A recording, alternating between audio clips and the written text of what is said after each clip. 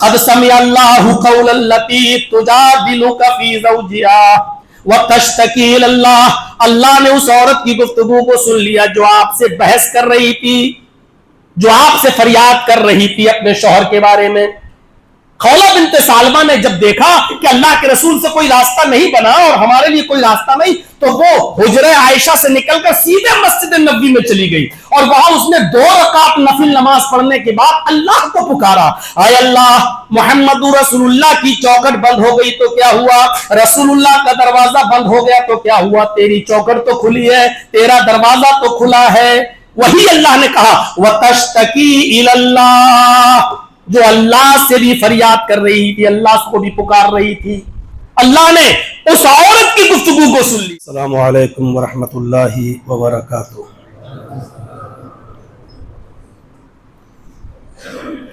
الحمدللہ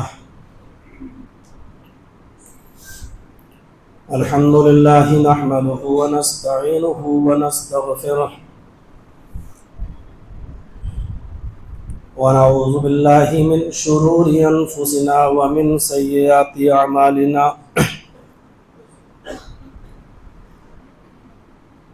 من یہدہ اللہ فلا مضل لہ ومن یضللہ فلا ہادی لہ، واشہد ان لا الہ الا اللہ وحدہ لا شریک لہ، واشہد ان محمدا عبدہ ورسولہ، اما بعد فإن خير الحديث كتاب الله، وخير الهدي هدي محمد صلى الله عليه وسلم، وشر الأمور محدثاتها وكل محدثة بدعة وكل بدعة ضلالة وكل ضلالة في النار۔ اعوذ باللہ من الشیطان الرجیم، بسم اللہ الرحمن الرحیم، ولا تہنوا ولا تحزنوا وانتم الاعلون ان کنتم مؤمنین۔ وعن ابی ہریرہ رضی اللہ تعالی عنہ عن النبی صلی اللہ علیہ وسلم قال الایمان بضع وسبعون شعبۃ فافضلها قول لا الہ الا اللہ وادناها اماطۃ الاذى عن الطریق والحیاء شعبۃ من الایمان۔ رب اشرح لی صدری ویسر لی امری واحلل عقدۃ من لسانی یفقہوا قولی۔ اس اجلاس کے معزز صدر جناب محمد اسلم خان صاحب، ناظم صوبائی جمعیت اہل حدیث کرناٹکا اور گوا، جو تقریباً 20 سال سے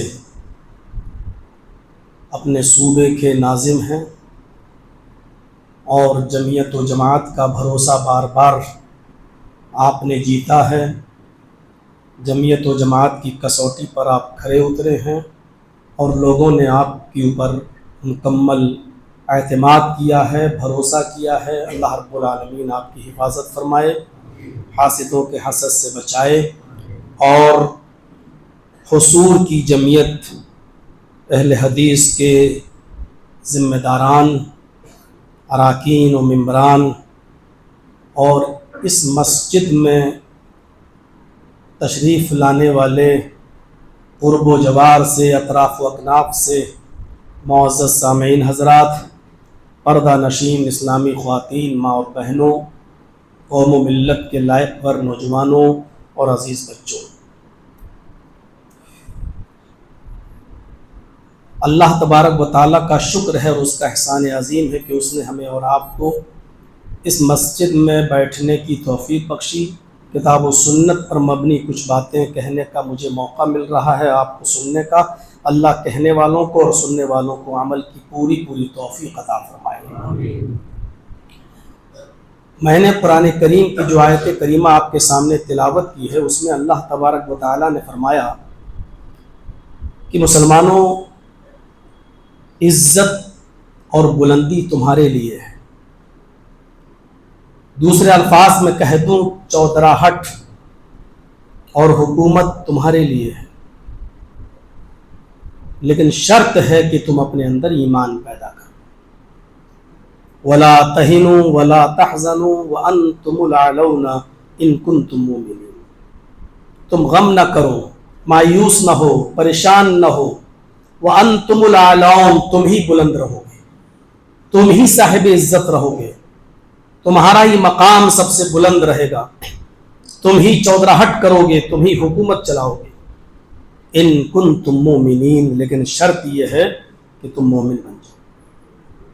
آج ہم صاحب حکومت نہیں ہیں، اس کا مطلب یہ ہے کہ ہم مومن نہیں۔ ایک ہوتا ہے ایمان کا دعویٰ کرنا اور ایک ہوتا ہے حقیقت میں مومن ہونا۔ تو ہم دعوے دار مومن تو ہیں، دعویٰ تو ہے ہمارا ایمان کا، لیکن اس ایمان کی کسوٹی میں ہم پورے نہیں اترتے۔ جس طرح حضرت بلال اترا کرتے تھے، جس طرح حضرت سمیہ رضی اللہ تعالی عنہ نے ایمان کی کسوٹی پر اتر کر اپنی جان دے دی، لیکن بڑی سے بڑی آفتیں اور مصیبتیں ان کا ایمان نہیں چھین سکی۔ ان کے اندام نہانی میں نیزہ داخل کر دیا گیا، ہاتھ پیر پیچھے سے باندھ دیے گئے، ان کو برہنہ کر دیا گیا، اور طبقات ابن سعد کے مطابق ان کے دونوں پیر دونوں اونٹ سے مختلف سمتوں میں باندھ دیے گئے اور اونٹوں کو مختلف سمتوں میں بھگا کر ان کے جسم کے دو ٹکڑے کر دیے گئے۔ لیکن ان تمام مصیبت اور پریشانیوں میں انہوں نے ایک ہی بات کہی، ثبت قدمی علی دینک، اے اللہ مجھے میرے دین کے اوپر ثابت قدم رکھنا۔ ایمان کی بہت سی شاخائیں ہیں اور مختصر سے اس خطاب کے اندر ان کی طرف نہیں جایا جا سکتا ہے۔ میں 3 اہم شاخاؤں کا ذکر کر رہا ہوں جس کو امام بخاری رحمۃ اللہ علیہ نے اپنی بخاری کے اندر جگہ دی ہے، اور جس کے راوی حضرت ابو ہریرہ رضی اللہ تعالیٰ عنہ ہے۔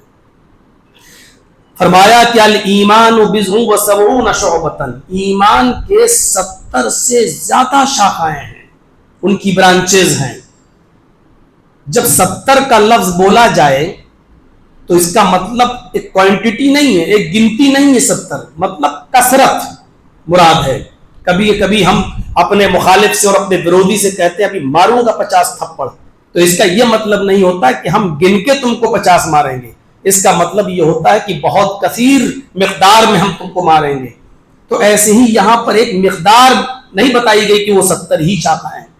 الایمان بضع و70 شعبۃ، ایمان کی 70 سے زیادہ شاخائیں ہیں، مطلب یہ ہے کہ اس کی بہت زیادہ برانچز ہیں۔ 3 برانچوں کا ذکر کیا ہے اس حدیث کے اندر، سب سے افضل برانچ کا، سب سے ادنا کا، اور پھر ان دونوں کے بیچ ایک اور۔ فَأَفْضَلُهَا قَوْلُ لَا إِلَهَ إِلَّا اللَّهِ، ایمان کی سب سے افضل شاخ جو ہے وہ ہے لا الہ الا اللہ کہنا، لا الہ الا اللہ کے مطالبات کو پورا کرنا۔ اور دوسری بتائی ہے سب سے ادنا، سب سے کمتر درجے کی شاخ، وَأَدْنَاهَا إِمَاطَةُ الْأَذَى عَنِ الطَّرِيقِ، راستے سے تکلیف دہ چیزوں کو دور کر دینا اور ہٹا دینا۔ اور اس کے بعد ایک شاخ اور بتائی جو تیسری ہے، اور کہا وَالْحَيَاءُ شُعْبَةٌ مِّنَ الْإِيمَانِ، شرم اور حیا بھی ایمان کا ایک شعبہ ہے، ایمان کی ایک برانچ۔ پہلی چیز، ان تینوں چیزوں کی میں تشریح کروں گا، پہلی چیز تھوڑا سا اٹھاتا ہوں مختصر انداز میں، فَأَفْضَلُهَا قَوْلُ لَا إِلَهَ إِلَّا اللَّهِ، لا الہ الا اللہ کہنا۔ کہنے کو سب کہتے ہیں، اور کسی سے کہلواؤ تو ابھی یہاں پر بھی پڑھ دیں گے لا الہ الا اللہ، دیکھا جائے تو ایک معمولی سا جملہ ہے لا الہ الا اللہ، لیکن حقیقت یہ ہے کہ پورے اسلام کی اساس اور بنیاد ہی یہی ہے۔ तमाम नबियों का कलमा ही यही था, जितने भी आए। खुद अल्लाह तबारक व तआला ने फरमाया, आए नबी ऐलान कर दो, कह दो, कुल या अहलल किताबी तालौ इला कलिमतिन सवाइम बैनना व बैनकुम, आए अहले किताब आओ एक ऐसे कलमे की तरफ जो हमारे और तुम्हारे दरमियान बराबर है। अल्लाह नअबुद इल्लल्लाह, और वो क्या है कि हम सब अल्लाह के अलावा किसी और की इबादत नहीं करेंगे। ला इलाहा इल्लल्लाह सारे नबियों का यही कलमा था, और नबी अकरम सल्लल्लाहु अलैहि वसल्लम ने जोरदार और शानदार अंदाज से पेश किया है, ला इलाहा इल्लल्लाह, अल्लाह के अलावा कोई माबूद नहीं। इसको इस अंदाज से समझने की कोशिश कीजिए मेरे भाइयों कि ला इलाहा इल्लल्लाह जो आदमी नहीं पढ़ा और इसके पढ़े बगैर मर गया तो वह आदमी जहन्नम का मुस्तहिक हो गया, जहन्नम में चला गया। और एक शख्स 70 साल तक 80 साल तक गुनाहों की दलदल में फंसा रहा, गुनाहों पे गुनाह करता रहा, लेकिन मरने से पहले उसने इस कलमे को सिद्क दिल से पढ़ लिया, ला इलाहा इल्लल्लाह, वो जन्नत का मुस्तहिक हो गया।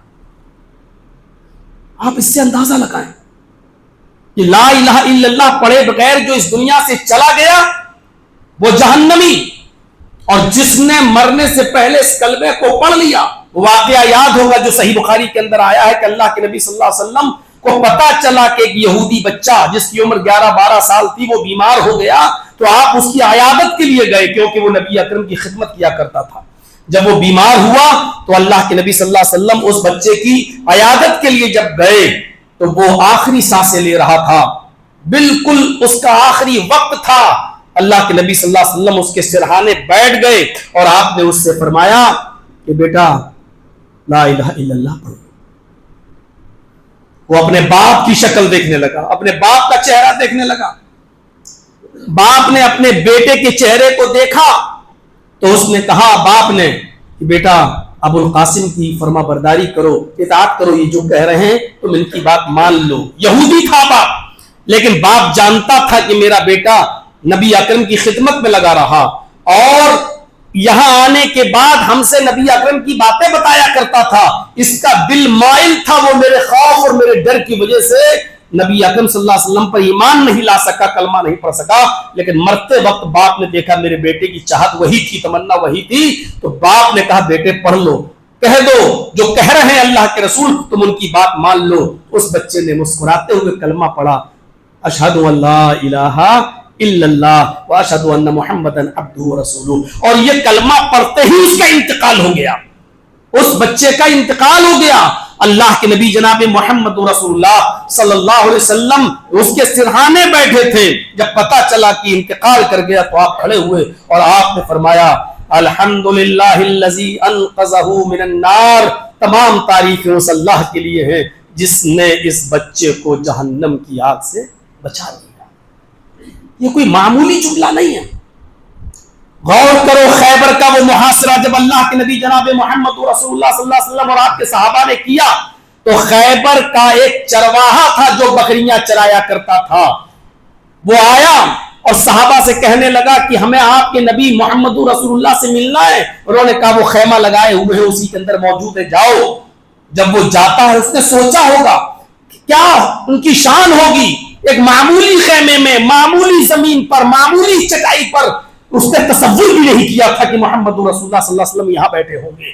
उसने देखा तो सहाबा से कहा क्या मजाक कर रहे हो, मुझे मोहम्मद रसूलुल्लाह से मिलना है। कहा यही है हमारे नबी जनाब मोहम्मद रसूलुल्लाह सल्लल्लाहु अलैहि वसल्लम। इस सादगी पर वो कुर्बान हो गया जिसका नाम असवद था। वो गया और कहने लगा कि आए अल्लाह के नबी सल्लल्लाहु अलैहि वसल्लम आपकी दावत क्या है? आपने बताया मेरी दावत है ला इलाहा इल्लल्लाह, अल्लाह के अलावा कोई माबूद नहीं। फरमाया कि अगर मैं ये कलमा पढ़ लूं तो हमें क्या मिलेगा? आपने फरमाया जन्नत। उसने कलमा पढ़ लिया, इकरार कर लिया, कलमा पढ़ा, अशहदु अल्ला इलाहा इल्लल्लाह व अन्ना मुहम्मदन अब्दुहु व रसूलुहु, इस्लाम ले आया, मुसलमान हो गया। कहा कि अल्लाह के रसूल अब कोई काम अमल क्या करूं? कोई नमाज का वक्त नहीं था, रमजान का महीना भी नहीं था कि आप उससे कहें कि तुम रोजा रखो। अब कोई नमाज का वक्त भी नहीं था कि आप उससे कहते कि चलो नमाज पढ़ लो। आपने कहा तमाम सहाबा जिहाद के अंदर कूदे हुए हैं, लड़ रहे हैं, तुम भी जाओ जिहाद करो। उसने कहा अल्लाह के रसूल हमारे पास बकरियां हैं जो इनके मालिकों की हैं, میں بکریاں چرایا کرتا ہوں. آپ نے فرمایا تو پھر پہلے بکریوں کو ان کے مالک کے حوالے کرو.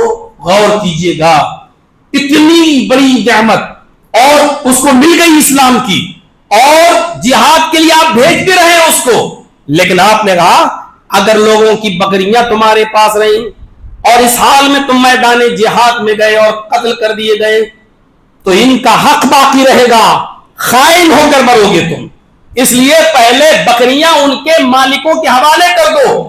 اس نے کہا اللہ کے رسول روزانہ میں بکریوں کو جہاں چھوڑتا تھا وہیں چھوڑ دیتا ہوں, یہ وہاں سے بکریاں اپنے اپنے گھر چلی جاتی ہیں. آپ نے کہا ٹھیک ہے جلدی جاؤ. وہ گیا اور بکریوں کو اس نے شہر کے دروازے پر چھوڑ دیا جہاں سے وہ اپنے اپنے گھر چلی جاتی تھی. وہ وہاں سے چلی گئی. آپ نے کہا تم جہاد میں شامل ہو جاؤ. وہ اسود نامی شخص جہاد میں شامل ہوتا ہے اور وہ شہید ہو جاتا ہے. کچھ دیر لڑا اور لڑنے کے بعد اس کا انتقال ہو گیا, وہ شہید ہو گیا, اس کی گردن پہ تلوار چلی اور وہ قتل کر دیا گیا. صحابہ اس کو پہچان نہیں رہے کیونکہ سب تو جہاد میں تھے. یہ کون آدمی ہے جس کی لاش پڑی ہوئی ہے؟ خبر ملی ہے اللہ کے رسول اس لاش کے ساتھ کیا سلوک کیا جائے, ہم اس کو پہچانتے نہیں ہیں لیکن یہ ہمارے ساتھ مل کر لڑ رہا تھا اور کافروں کے ساتھ جنگ کر رہا تھا. آپ نے اس کو قریب سے دیکھا, فرمایا یہ اسود ہے, یہ ابھی اسلام لایا ہے, یہ پہلا شخص ہے جس نے ایک وقت کی بھی نماز نہیں پڑھی, ایک وقت کی بھی عبادت نہیں کی, ایک بھی روزہ نہیں رکھا, اور اللہ نے اس کو شہادت کی دولت سے مالا مال کیا اور اس کو جنت کا مستحق بنا دیا. قول لا الہ الا اللہ. غور کیجیے, ایک نماز نہیں پڑھی اس نے, ایک روزہ نہیں رکھا اس نے, کوئی نیک عمل نہیں کیا, کلمہ پڑھا, سیدھے جہاد میں گیا اور شہید ہو گیا. اللہ کے نبی کیا فرماتے ہیں, غور کیجیے, ابھی تھوڑی دیر پہلے اگر مرتا تو کہاں جاتا, کس حال میں اس کی موت ہوتی, اور اب اس نے کلمہ پڑھا اور کلمہ پڑھنے کے بعد نبی کا حکم مان کر جہاد میں شریک ہو گیا اور شہید ہونے کے بعد وہ جنت کا مستحق ہو گیا. قول لا الہ الا اللہ. تصور کرو, یہی کلمہ پوری زندگی ابو طالب نے محمد رسول اللہ کی خدمت کی, آپ کا ساتھ دیا, یہاں تک کہا تھا اللہ کے رسول نے چچا جان اگر آپ ہٹنا چاہیں تو ہٹ جائیں, تعاون نہ کرنا چاہیں تو مت کریں میرا. یہ کافرین مکہ اگر سورج اکھاڑ کے لائے اور میرے داہنے ہاتھ پر رکھ دیں اور چاند لے کر آئے اور میرے بائیں ہاتھ پر لا کر رکھ دیں, پھر بھی میں دعوت حق سے دین حق سے باز نہیں آؤں گا. تو چچا نے کہا تھا ابو طالب کے بھتیجے تم کو جو حکم دیا گیا کریے اس کام کو, دیکھتا ہوں میرے جیتے جی اور میری زندگی میں کون تم کو روکتا ہے اور کون تم پر حملہ کرتا ہے, میں دفاع کروں گا. پوری زندگی نبی کا دفاع کیا, اور جب مرض الموت میں ابو طالب مبتلا ہوئے تو اللہ کے نبی صلی اللہ علیہ وسلم نے یہ نہیں کہا, حدیث کے الفاظ اللہ کے نبی فرماتے ہیں کہ آئے چچا جان اگر سب کے سامنے لا الہ الا اللہ نہیں پڑھ سکتے ہو کہ آپ کی رسوائی ہوگی اور آپ یہ سمجھتے ہو کہ لوگ کیا کہیں گے, دیکھو موت کے ڈر سے پڑھ رہا ہے, تو آپ صرف میرے کان میں کہہ دیجئے لا الہ الا اللہ. آپ نے اپنا کان بڑھا دیا, آئے میرے چچا میرے کان میں کہہ دیجئے لا الہ الا اللہ, باقی کام سب میرا, میں اللہ رب العالمین سے سفارش کرا کہ آپ کو جنت کا مستحق بنواؤں گا, مجھے کچھ بھی کرنا پڑے میں اللہ رب العالمین سے آپ کی شفاعت کرواؤں گا, صرف میرے کان میں پڑھ دیجئے. اعلان اعلان بھی نہیں کہا, میرے کان میں پڑھ دیجئے لا الہ الا اللہ. لیکن ابو طالب نے کیا کہا, بھتیجے میں نہیں چاہتا کہ میں آخری وقت میں اپنے باپ دادا کا دین چھوڑوں اور لوگ میرے انتقال کے بعد تانا دیں, اس لیے میں اسی دین پر مرنا چاہتا ہوں جس دین پر میرے باپ دادا رہے. کلمہ نہیں پڑھا. اللہ کے نبی صلی اللہ علیہ وسلم اپنے چچا ابو طالب کے لیے سفارش کرتے ہیں, اللہ نے منع کر دیا. آئے محمد صلی اللہ علیہ وسلم کسی نبی کے لیے بھی یہ درست نہیں ہے کہ وہ اپنے کسی کافر رشتہ دار کے لیے دعائے مغفرت کرے. میرے بھائیوں, نبی کی خدمت کرتے رہے, نبی کا ساتھ دیتے رہے, پوری زندگی نبی کے ساتھ کاندھے سے کاندھا ملا کر کھڑے رہے, لیکن کلمہ نصیب نہیں ہوا. کہاں گئے؟ جہنم کے. قولوا فافضلوا قول لا الہ الا اللہ. ایمان کا سب سے مضبوط شاخ سب سے افضل شاخ ہے لا الہ الا اللہ، لیکن اس کے مطالبے کو پورا کرنا ہے۔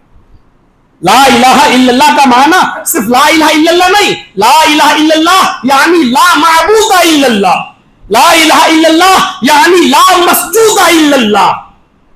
لا الہ الا اللہ کا معنی اللہ کے علاوہ کوئی معبود نہیں، لا الہ الا اللہ کا معنی اللہ کے علاوہ کوئی سجدے کے لائق نہیں، لا الہ الا اللہ کا معنی اللہ کے علاوہ کوئی حاجت روائی اور مشکل کشائی کے لائق نہیں جو ہماری پریشانیوں کو اور مصیبتوں کو دور کر سکے۔ اس کو کسی سہارے کی ضرورت نہیں پڑتی ہے، کسی سہارے کی ضرورت نہیں پڑتی ہے، کسی وسیلے کی ضرورت نہیں پڑتی ہے اس کو۔ ارے وہ تو وہ ہے کہ جب اوس ابن صامت نے اپنی بیوی خولہ بنت ثعلبہ کو جب زہار کیا ان سے اور کہا انت علی کظہر امی، تو مجھ پر میری ماں کی طرح حرام ہو چکی ہے۔ عرب کے اندر یہ جملہ اس دور میں کہا گیا جب اس سلسلے میں کوئی قرآنی احکام نازل نہیں ہوئے تھے اور لوگ زہار کو بھی طلاق کی ایک شکل سمجھتے تھے۔ خولہ بنت ثعلبہ اللہ کے نبی جناب محمد رسول اللہ کے پاس جاتی ہیں اور فرماتی ہیں میرے شوہر نے مجھ سے زہار کر لیا ہے، میں عمر کی اس دہلیز کو پہنچ چکی ہوں، میرے بچے ہیں، اے اللہ کے نبی بچوں کی پرورش کی جہاں تک ذمہ داری ہے میں پیار تو دے سکتی ہوں، لیکن کھلانے پلانے کی ذمہ داری تو شوہر کے اوپر عائد ہے، اور میرے شوہر نے مجھ سے زہار کر لیا ہے، کوئی راستہ نکالیے۔ اللہ کے نبی صلی اللہ علیہ وسلم فرماتے ہیں کہ خولہ تمہارے لیے میرے پاس کوئی راستہ نہیں، ابھی کوئی احکام نازل نہیں ہوئے تھے۔ غور کیجئے ان دونوں کی گفتگو ہو رہی تھی، حضرت عائشہ فرماتی ہے کہ میرے حجرے میں وہ دونوں گفتگو کر رہے تھے۔ کون؟ خولہ بنت ثعلبہ اور اللہ کے رسول۔ خولہ کہہ رہی تھی میرے لیے کوئی راستہ نکالیے، اور اللہ کے نبی کہہ رہے تھے کوئی راستہ نہیں، میرے پاس نہیں ہے، جاؤ تم۔ یہ دونوں جو گفتگو کر رہے تھے وہ اتنی خاموشی کے ساتھ گفتگو کر رہے تھے کہ انا فی ناحیت البیت، میں اپنے حجرے کے کونے میں تھی، وہی پاس میں بیٹھی تھی، لیکن اللہ کے رسول اور خولہ بنت ثعلبہ کی گفتگو مجھے سنائی نہیں دے رہی تھی۔ وہ دونوں کیا گفتگو کر رہے مجھے سنائی نہیں دے رہی تھی۔ ابھی یہاں سے یہ ہٹے اور وہاں جبرائیل امین جناب محمد رسول اللہ صلی اللہ علیہ وسلم کے پاس وحی لے کر آ جاتے ہیں۔ قد سمع اللہ قول التی تجادلک فی زوجہا وتشتکی الی اللہ، اللہ نے اس عورت کی گفتگو کو سن لیا جو آپ سے بحث کر رہی تھی، جو آپ سے فریاد کر رہی تھی اپنے شوہر کے بارے میں۔ خولہ بنت ثعلبہ نے جب دیکھا کہ اللہ کے رسول سے کوئی راستہ نہیں بنا اور ہمارے لیے کوئی راستہ نہیں، تو وہ حجرہ عائشہ سے نکل کر سیدھے مسجد نبوی میں چلی گئی اور وہاں اس نے 2 رکعت نفل نماز پڑھنے کے بعد اللہ کو پکارا، اے اللہ محمد رسول اللہ کی چوکھٹ بند ہو گئی تو کیا ہوا، رسول اللہ کا دروازہ بند ہو گیا تو کیا ہوا، تیری چوکھٹ تو کھلی ہے، تیرا دروازہ تو کھلا ہے۔ وہی اللہ نے کہا وَتَشْتَكِي إِلَى اللَّهِ، جو اللہ سے بھی فریاد کر رہی تھی، اللہ کو بھی پکار رہی تھی۔ اللہ نے اس عورت کی گفتگو کو سن لیا، جن دونوں آئی ایک نبی اکرم کی خولہ بنت ثعلبہ کی گفتگو کو حضرت عائشہ نہیں سن سکی جو پاس میں بیٹھی ہے، اور اللہ نے عرش کے اوپر سے سن لیا۔ غور کرو، کسی کی ضرورت نہیں ہے اس کو کہ بیچ میں کوئی میڈیٹر پڑ جائے، کوئی درمیان میں کوئی آئے اور کوئی رہے جو ہم تک اس کی دعا کو پہنچائے، اس کو پکار، اس کو ضرورت نہیں ہے۔ جبکہ آپ کو معلوم ہے ایک آسمان سے دوسرے آسمان کی دوری تقریباً 500 سال کی مسافت کے برابر ہے، 500 سال کی مسافت، اور کتنی تیز اسپیڈ کا راکٹ ہو اس کا بھی کوئی پتہ نہیں۔ کسی نے کہا کہ 1,86,000 میل فی سیکنڈ، 1 سیکنڈ کی رفتار سے چلتا ہو تو اس کو ایک آسمان سے لے کر دوسرے آسمان تک پہنچنے میں 500 سال لگ جائیں گے۔ کسی نے کہا 3 لاکھ پر سیکنڈ، 1 سیکنڈ میں 3 لاکھ میل کی دوری طے کرتا ہو، تب جا کر اس کو دوسرے آسمان تک پہنچنے میں 500 سال لگ جائیں گے۔ پھر اتنی دوری تیسرے آسمان، پھر چوتھے آسمان اور 5ویں آسمان اور 6ٹھے آسمان اور 7ویں آسمان۔ غور کرو، پھر اس کے اوپر ایک سمندر اور پھر اس کے اوپر اللہ تبارک و تعالیٰ کا عرش، اور پھر ایک آسمان کی کثافت اور اس کی موٹائی بھی 500 سال کی مسافت کے برابر، اور پھر ان فضاؤں میں کہکشائیں، ایسی ایسی کہکشائیں ہیں کہ جو کہکشاں کی روشنی زمین پر آنے میں 10 لاکھ سال لگ جاتے ہیں، جبکہ وہ روشنی 3 لاکھ میل 1 سیکنڈ کی رفتار سے چل رہی ہے، اس روشنی کو زمین پر آنے میں 10 لاکھ سال لگ جاتے ہیں۔ کچھ کہکشائیں تو ایسی ہیں کہ جن کی روشنی کو 20 لاکھ سال کا عرصہ گزر چکا ہے، لیکن وہ روشنی ابھی تک زمین پر آئی نہیں اور برابر چل رہی ہے۔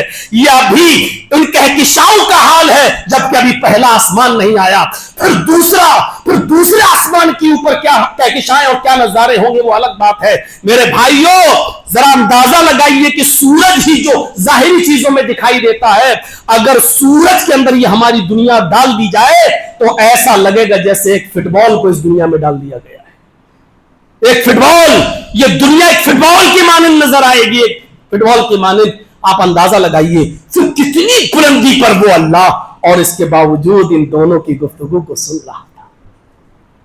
واللہ یسمع تحاورکم، ہم نے سمجھا نہیں ہے، اللہ کے پاور کو جانا نہیں ہے۔ تو میرے بھائیوں کوئی بیچ میں درمیانی ترجمان ٹرانسلیٹر نہیں ہے، یہ ہمیں سمجھنا چاہیے۔ تو قولو لا الہ الا اللہ ابھی پہلی چیز ہے۔ دوسری چیز پر آئیے، وَأَدْنَاهَا إِمَاطَةُ الْأَذَى عَنِ الطَّرِيقِ، راستے سے تکلیف دہ چیز کو ہٹا دینا۔ پہلے تو اللہ نے اپنا مقام و مرتبہ بتا دیا، لا الہ الا اللہ کا مقام کیا ہے، حیثیت کیا ہے۔ پوری دنیا کو، ایک کائنات کو ایک ترازو کے پلڑے میں رکھ دیا جائے اور لا الہ الا اللہ کو دوسرے ترازو کے پلڑے پہ، تو لا الہ الا اللہ کا پلڑا جھک جائے گا میرے بھائیوں۔ اور دوسرے فوراً اس نے مانوتا اور انسانیت کا سبق دیا جو ایمان کا ایک حصہ ہے۔ راستے میں تکلیف دہ چیز پڑی ہوئی ہو تو اس کو ہٹا دو، یہ نہ دیکھو کہ اس میں یہاں سے کون گزر رہا ہے، ہندو، مسلم، سکھ، عیسائی، کوئی انسانیت باقی رہنا چاہیے۔ کوئی کانٹا پڑا ہوا ہے تو اس کو ہٹا دو، کیلے کا چھلکا پڑا ہوا ہے تو اس کو ہٹا دو، کوئی پتھر پڑا ہے تو اس کو ہٹا دو، کیونکہ کوئی بھی پھسل سکتا ہے، گر سکتا ہے، کسی کو بھی چوٹ لگ سکتی ہے۔ یہ کمتر درجہ ہی صحیح لیکن اس کو بھی ایمان میں جوڑا ہے۔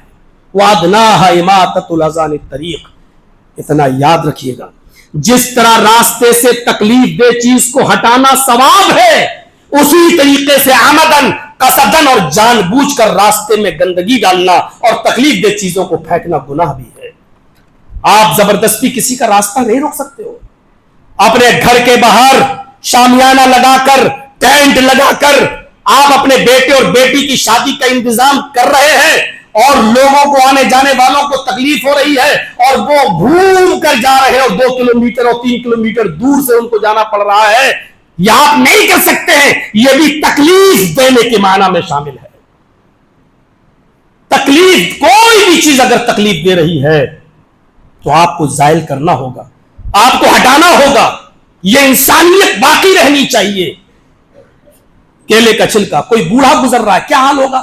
بڑھاپے میں ہڈیاں ٹوٹ جائیں تو جلدی جڑتی نہیں ہے، کیا حال ہوگا؟ آپ تیز اسپیڈ گاڑی سے جا رہے، روکیے اپنی گاڑی، اگر آپ کی نظر پڑ گئی ہے تو آپ اس چیز کو ہٹائیے۔ یہ ایمان کا کمتر درجہ ہی صحیح لیکن ہے، اس کو آپ ہٹائیے تاکہ دوسرے آدمی کو، کسی انسان کو تکلیف نہ پہنچے۔ آپ دیکھ لیجئے رمضان کا مہینہ آتا ہے تو سحری کا ٹائم اتنے بجے اور اٹھیے اور مسجدوں سے زور اور شور کے ساتھ قوالیاں، نعتیں، نظمیں اور حمد پڑھی جاتی ہے اور لوگ پتہ نہیں کیا تصور کرتے ہیں کہ ہم بہت اچھا کام کر رہے ہیں، لوگوں کو اٹھا رہے ہیں۔ میرے بھائیوں آپ صرف روزے داروں کو ہی نہیں اٹھا رہے ہیں، جن کے اوپر سے روزہ رخصت ہے آپ ان کو بھی پرابلم میں ڈال رہے ہیں اور ان کو بھی پریشان کر رہے ہیں۔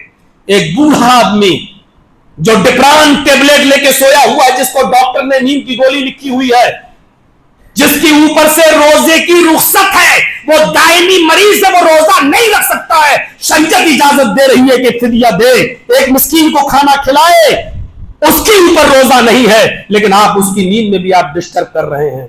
ایک حاملہ عورت جس کے پیٹ میں بچہ ہے، شریعت اس کو رخصت دے رہی ہے کہ ابھی وہ روزہ نہیں رکھے، بعد میں وہ رکھے گی لیکن ابھی نہ رکھے، لیکن آپ اس کی نیند میں بھی آپ ڈسٹرب کر رہے ہیں۔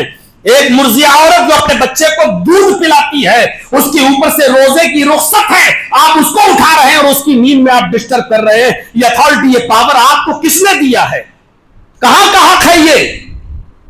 تو آپ کسی، چاہے کتنا بھی آپ اپنی مرضی سے اچھا کام سمجھے لیکن وہ اچھا کام نہیں ہو سکتا ہے۔ اسی طریقے سے لوگوں کا جہاں سے گزر ہو رہا ہے، ادھر ادھر سے لوگ گزر رہے ہیں اور आप वहीं पर गाड़ी पार्क कर रहे हैं, गाड़ी खड़ी कर रहे हैं। मेरे भाइयों, ये भी उस तकलीफ दे चीज को रास्ते में डालना हुआ है जिससे इस्लाम ने रोका है। तो दो चीजें तो हो गई हैं। फअफ़ज़लुहा क़ौलु ला इलाहा इल्लल्लाह, पहली चीज ला इलाहा इल्लल्लाह कहना और उसके मुतालबे को पूरा करना, और ईमान की दूसरी ब्रांच है इमाततुल अज़ा अनित तरीक, रास्ते से तकलीफ दे चीज को हटाना।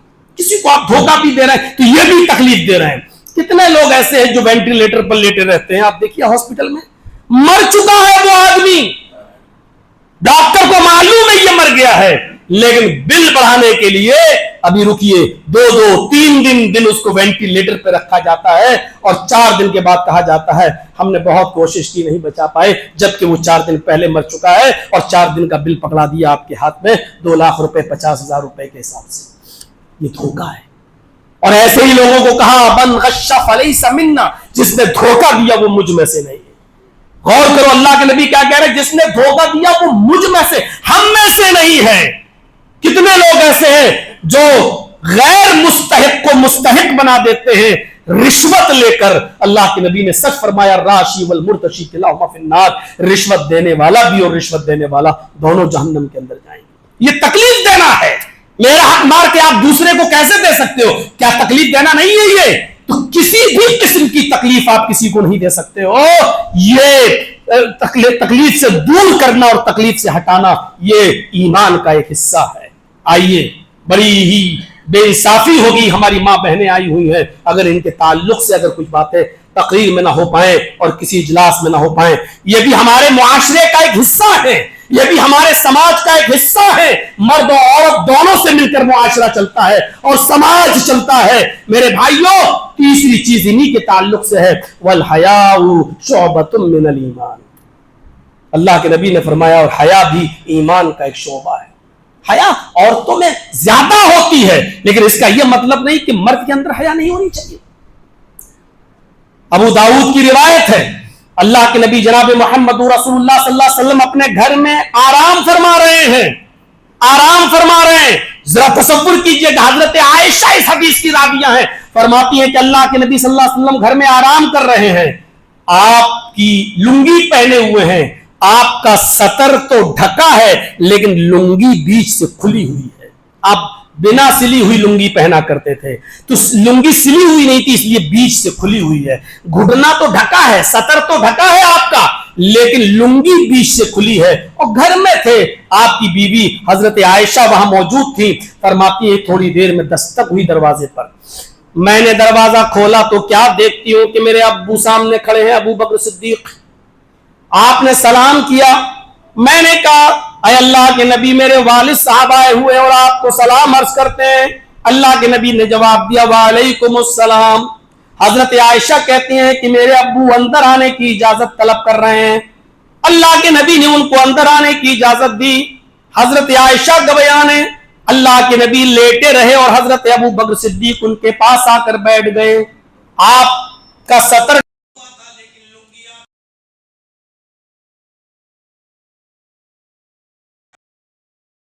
कुछ देर उन दोनों ने गुफ्तगू की। थोड़ी देर के बाद दरवाजे को फिर दस्तक हुई। इस मर्तबा हजरत अबू बकर सिद्दीक दरवाजे की तरफ आगे बढ़े। दरवाजा खोला तो हजरत उमर फारूक है। हजरत उमर फारूक ने सलाम अर्ज किया, अल्लाह के नबी ने जवाब दिया। हजरत अबू बकर कहते हैं अल्लाह के नबी, हजरत उमर अंदर आने की इजाजत मांग रहे हैं, आपने उनको भी इजाजत दी। हजरत आयशा फरमाती हैं मैंने देखा अल्लाह के नबी लेटे रहे, आप अपने बिस्तर पर आराम करते रहे और आपका सतर ढका है लेकिन लुंगी आपकी बीच से खुली हुई है। थोड़ी देर के बाद फिर दरवाजे पर एक और दस्तक हुई। हजरत अबू बकर ने फिर दरवाजा खोला। हजरत उस्मान गनी ने सलाम अर्ज किया। अल्लाह के नबी सल्लल्लाहु अलैहि वसल्लम ने जवाब दिया। फरमाया अबू बकर सिद्दीक ने कि हजरत उस्मान अंदर आने की इजाजत तलब कर रहे हैं। आपने फरमाया उस्मान को थोड़ी देर बाहर रखो। उसके बाद आप उठकर बैठ जाते। आपने अपनी लुंगी को संभाला और आप जो लुंगी बीच से खुली हुई थी आपने उस लुंगी को सही किया और उठकर बैठ गए। फिर हजरत उस्मान गनी को अंदर आने की इजाजत दी। जब हजरत उस्मान गनी अंदर तशरीफ ले आए, اور تینوں نے جب گفتگو کی اور تینوں لوگ جب جا چکے تو حضرت عائشہ فرماتی ہیں میں نے کہا اے اللہ کے نبی صلی اللہ علیہ وسلم میں نے دیکھا کہ میرے والد صاحب آئے آپ لیٹے رہے لنگی آپ کی بیچ سے کھلی رہی, حضرت عمر آئے آپ لیٹے رہے اور لنگی آپ کی بیچ سے کھلی رہی, سطر ڈھکا تھا لیکن لنگی کھلی ہوئی تھی بیچ سے, اور جب عثمان غنی آئے تو میں نے دیکھا کہ آپ نے ان کو اس وقت تک اجازت نہیں دی جب تک کہ آپ صحیح سے سنبھل کر بیٹھ نہیں گئے اور لنگی کو آپ نے سمیٹ کر نیچے نہیں کر لیا اور جو بیچ سے کھلی ہوئی تھی اس کو آپ نے ڈھک نہیں لیا. اے اللہ کے نبی ایسا کیوں؟ میرے باپ کے آنے پر ایسا نہیں کیا, حضرت عمر کے آنے پر ایسا نہیں کیا, لیکن حضرت عثمان آئے تو آپ سنبھل کر بیٹھ گئے. فرمایا عائشہ تمہیں نہیں معلوم کہ عثمان کون سی شخصیت ہے؟ اے عائشہ یہ عثمان وہ شخصیت ہے جسے دیکھ کر آسمان کے فرشتے بھی حیا کرتے ہیں, جسے دیکھ کر آسمان کے فرشتے بھی شرماتے ہیں. عثمان وہ شخصیت ہے جس سے آسمان کے فرشتے بھی حیا کرتے ہیں, پھر محمد رسول اللہ ان سے حیا کیوں نہ کرے؟ غور کیجئے, حیا مرد کو بھی ہونی چاہیے, صرف حیا عورتوں کے اندر نہیں. حضرت عائشہ فرماتی ہیں محمد رسول اللہ صلی اللہ علیہ وسلم کے اندر اتنی حیا تھی, ایک کنواری لڑکی کے اندر بھی اتنی حیا نہیں ہوگی جتنی حیا اور جتنی شرمیلے محمد رسول اللہ صلی اللہ علیہ وسلم تھے. حضرت عثمان کی شرم و حیا کے آگے فرشتے بھی ان سے شرم حیا کر لیتے تھے. ذرا غور کیجیے, شرم و حیا یہ ہمارا تاج ہے. اللہ کے نبی بخاری پڑھیے, اللہ کے نبی صلی اللہ علیہ وسلم نے صرف ایک جملے میں ایک سینٹنس میں آپ نے پوری بات کہہ دی, اذا لم تستحی ففعل ما شئت, اگر تیرے اندر شرم و حیا نہیں رہی تو جو تیری مرضی آئے جو تیرا دل کرے وہ کر. جب شرم و حیا نہیں رہی تو تم کچھ بھی کر سکتے ہو, اب تم سے کوئی چیز بعید نہیں ہے. آج ویسٹرن کلچر پشچمی سبھیتا نے دیکھ لیجئے ہماری ماں ہماری بہن اور ہماری بیٹیوں کے اندر سے ایسی شرم و حیا کا جنازہ نکال دیا ہے کہ آج جو ان کے دل میں آ رہا ہے وہ کر رہے ہیں. سگا باپ, سگی ماں, سگا بیٹا, حقیقی رشتہ دار بیٹھے ہوئے ہیں اور موبائل چل رہے ہیں, ٹی وی چل رہی ہے اور اخلاق سے گرے ہوئے پوسٹ دیکھے جا رہے ہیں. نہ باپ کو بیٹی سے شرم آ رہی ہے, نہ بیٹی کو باپ سے شرم اور حیا آ رہی ہے, نہ بیٹی ماں سے شرم آ رہی ہے, نہ ماں اپنی اولاد سے حیا کر رہی ہے. یہ ویسٹرن کلچر نے شرم و حیا کا جنازہ نکال کے رکھ دیا ہے. آپ دیکھ لیجئے پارکوں کا اور دیکھ لیجئے پبلک پیلیس پر, آپ دیکھ لیجئے حیا کا کیسا جنازہ نکلا ہوا ہے. آپ اندازہ لگا سکتے ہیں یہ حیا کا جنازہ نہیں تو اور کیا ہے. عورت کے اندر حیا کا حال تو یہ بتایا ہے اللہ کے نبی صلی اللہ علیہ وسلم نے. دیکھیے عورتیں مسجدوں میں آ سکتی ہیں نماز پڑھنے, حقیقت کا حقیقی مسئلہ یہی ہے. اللہ کے نبی نے فرمایا بھی لا تمنعوا اماء اللہ ان یصلینا فی المسجد, عورتیں اگر مسجد میں نماز پڑھنے آئے تو ان کو مسجد میں آنے سے مت روکو. صاف و صریح روایت موجود ہے, آ سکتی نماز پڑھ سکتی, جائز ہے. لیکن عورتوں کی شرم و حیا کے پیش نظر اللہ کے نبی صلی اللہ علیہ وسلم کا یہ حکم بھی موجود ہے. آپ نے یہ بھی فرمایا عورت کی گھر کی نماز مسجد کی نماز سے افضل ہے. پڑھیے ابو داؤد اور دیکھیے سنن نسائی, صاف لفظوں میں موجود ہے عورت کا گھر میں نماز پڑھنا اس کے گھر کے آنگن میں نماز پڑھنے سے, اس کے گھر میں عورت کا گھر میں نماز پڑھنا مسجد میں نماز پڑھنے سے افضل ہے. پھر گھر کے آنگن میں نماز پڑھنا, فرمایا کہ برآمدے میں نماز پڑھنا گھر کے آنگن میں نماز پڑھنے سے بہتر ہے. پھر فرمایا کہ اس گھر کے روم میں جو عورت کا پرسنلی روم ہوتا ہے اس روم کے اندر نماز پڑھنا, اس کوٹری کے اندر نماز پڑھنا گھر کے برآمدے اور آنگن میں نماز پڑھنے سے افضل ہے. یعنی عورت جتنا اندر اور جتنا مردوں سے چھپ کر اور جتنا غیر مردوں سے بچ کر نماز پڑھے گی اتنا زیادہ افضل ہے. اس میں کوئی شک نہیں کہ عورتیں مسجد میں آ سکتی ہیں, جائز ہے, آئیں. بلکہ نبی کا یہ حکم بھی موجود ہے کہ اگر وہ مسجد میں نماز پڑھنے کے لیے جانا چاہیں تو تم ان کو منع مت کرو. لیکن صاف طور پر یہ بھی موجود ہے کہ عورت کا گھر میں نماز پڑھنا مسجد میں نماز پڑھنے سے افضل ہے، اور گھر کے برآمدے میں نماز پڑھنا آنگن میں نماز پڑھنے سے افضل ہے، اور گھر کی کوٹھری میں کمرے میں نماز پڑھنا برآمدے میں نماز پڑھنے سے افضل ہے۔ یہ کیوں کہا گیا؟ یہ شرم و حیا ہی کے پیش نظر ایک عورت کے اندر جتنی شرم و حیا ہوگی اتنا ہی بہتر ہوگا۔ میرے بھائیوں، جتنی وہ مردوں سے بچے گی۔ اللہ کے نبی جناب محمد رسول اللہ صلی اللہ علیہ وسلم کے زمانے میں عورتیں مسجدوں میں نماز پڑھنے آیا کرتی تھی، اس میں کوئی شک نہیں ہے۔ اب غور کیجئے اس حدیث پر کہ اللہ کے نبی صلی اللہ علیہ وسلم فرماتے ہیں اگلی صف میں نماز پڑھنے کا ثواب اگر تمہیں معلوم ہو جائے، غور کیجئے آپ مسئلہ دیکھیے، اگر اگلی صف میں نماز پڑھنے کا ثواب تمہیں معلوم ہو جائے تو اس ثواب کو پانے کے لیے لوگ لڑنا شروع کر دیں گے، اگلی صف میں آنے کے لیے لوگ جھگڑنا شروع کر دیں گے، اور قرآن بازی کی نوبت آ جائے گی۔ قرآن میں پرچی میں جس کا نام نکلے گا اس کو آگے کھڑا کیا جائے۔ اگر ثواب معلوم ہو جائے اگلے صف میں نماز پڑھنے کا کتنا ہے تو لوگ لڑیں گے، جھگڑا کرنا شروع کر دیں گے، اور قرآن بازی کی نوبت آ جائے گی۔ اگلے صف کا ثواب دیکھ لیا آپ نے کتنا ہے کہ لوگ لڑنے پر آمادہ ہو جائیں اور قرآن اندازی کی نوبت آ جائے۔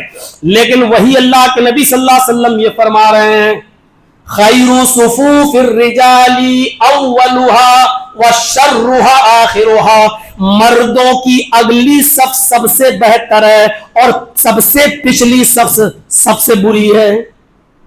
اگلی صف مردوں کی سب سے افضل ہے اور پچھلی والی صف سب سے بری صف ہے۔ مطلب یہ نہیں کہ نماز نہیں ہوگی، فضیلت کے اعتبار سے، ثواب کی کمی کے اعتبار سے پچھلی صف سب سے بری صف ہے اور افضل صف کیا ہے؟ آگے والی۔ لیکن عورتوں کے تعلق سے اللہ کے نبی صلی اللہ علیہ وسلم کی حدیث بھی سنیے آپ نے کیا فرمایا، خیر صفوف النساء آخرها وشرها اولها، عورتوں کی سب سے افضل صف، سب سے بہتر صف سب سے پچھلی صف ہے اور سب سے اگلی صف سب سے بری صف ہے۔ بھائی امام نماز پڑھے گا، 5-6 صفیں ہوں گی، اس کے بعد پردہ ہوگا، اس کے بعد عورتوں کی صفیں لگی ہوئی ہیں، جبکہ پردہ پڑا ہے، لیکن اس کے باوجود اللہ کے نبی کہہ رہے عورتوں کی سب سے پچھلی والی صف سب سے بہتر ہے اور سب سے اگلی والی صف سب سے بری ہے، کیونکہ سب سے اگلی والی صف مردوں کے سب سے زیادہ قریب ہے۔ یہ عورتوں کی شرم و حیا کا تقاضا باقی رکھا ہے اور ان کو بتایا ہے کہ تم مردوں سے کتنا دور رہو، کہ نماز پڑھنے کے لیے بھی جاؤ، مسجدوں میں بھی جاؤ تو کوشش کرو کہ تم پچھلی صف میں رہو تاکہ مردوں سے تمہاری دوری برقرار بنی رہے اور مردوں سے تمہارا تال میل نہ ہو، جتنا تم مردوں سے دور رہو گی اتنا زیادہ اچھا ہے۔ آپ اندازہ لگائیں، یہ شرم و حیا کا تقاضا ہے، فطری طور پر شرم و حیا رکھی ہے شریعت نے، اسلام نے۔ اور ایک اور نظریے سے دیکھیے، ایک اور ناحیے سے سوچئے، نکاح ہوتا ہے لڑکی کا، سب سے بری عادتیں آج ہمارے سماج میں یہ ہو گئی ہیں کہ جس دن بارات آ جاتی ہے اور ہمارے ہاں جب نکاح کی نوبت آتی ہے، جب امام صاحب یا قاضی صاحب جب نکاح پڑھانے بیٹھتے ہیں، اس وقت 2-3 آدمیوں کو بھیجا جاتا ہے لڑکی کے پاس، اب اجازت لے کر آؤ۔ میرے بھائیوں، اس وقت اجازت نہیں، اس وقت بارات تو آ چکی ہے، لوگ تو آ چکے ہیں، لوگ تو بیٹھ چکے، اب نہیں، یہ شروع میں ہی اس کو اجازت لے لینا چاہیے تھا لڑکی کے ولی کو کہ فلاں جگہ تمہارے رشتے کی بات چل رہی ہے، کیا تمہیں وہ رشتہ پسند ہے؟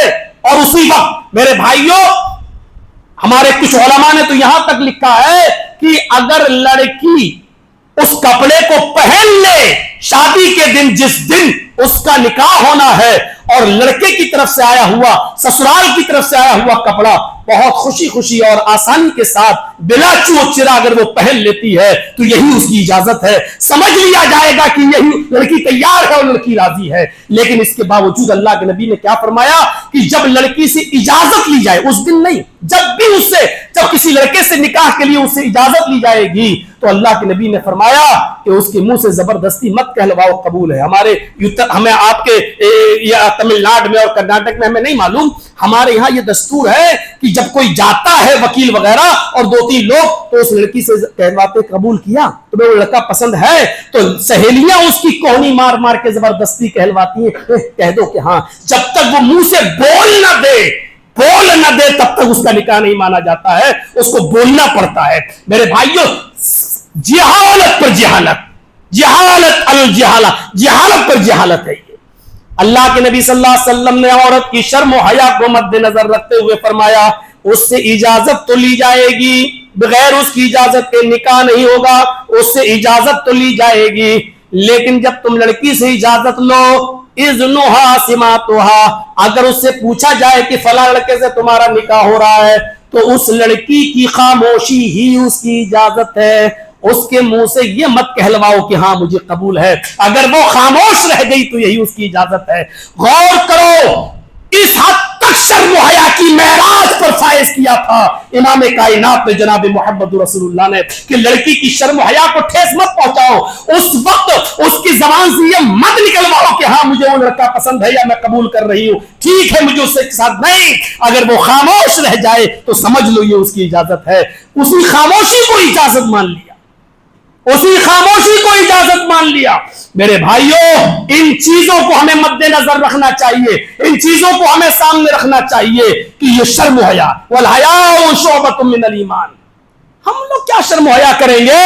ابھی کسی کا بیٹا انتقال کر جائے تو دیکھ لیجیے عورتیں, اس کا بیٹا دوپٹہ ادھر جائے گا, اوڑھنی ادھر جائے گی اور بال کھلے ہوں گے, چیخے گی چلائے گی. ابو داؤد کتاب الجہاد کے وہ الفاظ دیکھیے کہ ایک لڑکا میدان جنگ میں قتل کر دیا گیا, اس کی ماں کو پتا چلا کہ میرا بیٹا میدان جنگ میں شہید ہو گیا. خلاد کی ماں ہاتھوں میں گلیوز پہنتی ہے, پیروں میں ساکس پہنتی ہے, چہرہ چھپاتی ہے. ابو داؤد کے الفاظ ہے اس کی ایک آنکھ کھلی ہوئی ہے, بقیہ پورا جسم چھپا ہوا ہے, اور اسی حال میں وہ میدان جنگ میں دوڑتی ہوئی جاتی ہے. لوگوں سنا ہے کہ میرا بیٹا شہید ہو گیا. کہا کون ہو تم؟ کہا میں ام خلاد ہوں. ہاں تمہارا بیٹا شہید ہو گیا. اس کو بیٹے کی لاش دکھائی گئی, وہ اپنے بیٹے کی لاش دیکھ رہی ہے.